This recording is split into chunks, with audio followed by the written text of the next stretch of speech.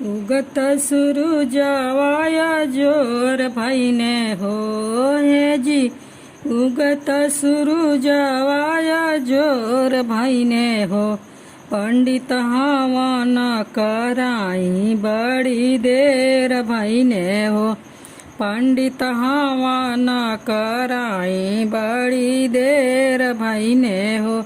हवनी महक सुनि राम जी आए। हवनी महक सुनि राम जी आए। राम जी आए संग लक्ष्मण जी आए। राम जी आए संग लक्ष्मण जी आए। सीता के अइले से अजोर हो जाला हे जी।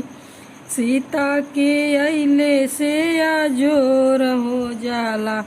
पंडित हवन कराई बड़ी देर भैने हो। पंडित हवन कराई बड़ी देर भैने हो।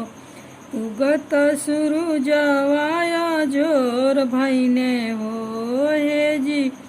उगत सूरुजवाया जोर भैने हो। पंडित हवन कराई बड़ी देर भैने हो। हवनी महक सुनि कृष्ण जी आए। हवनी महक सुनि कृष्ण जी आए। कृष्ण जी आए संग दाऊ जी आए। राधा जी के अइले से अजोर हो जाला। पंडित हवन कराई बड़ा देर हो जाला। पंडित हवन कराई बड़ा देर हो जाला। उगत सूरुजवाया जोर हो जाला हे जी। उगत सूरुजवाया जोर हो जाला। पंडित हवन कराई बड़ा देर हो जाला।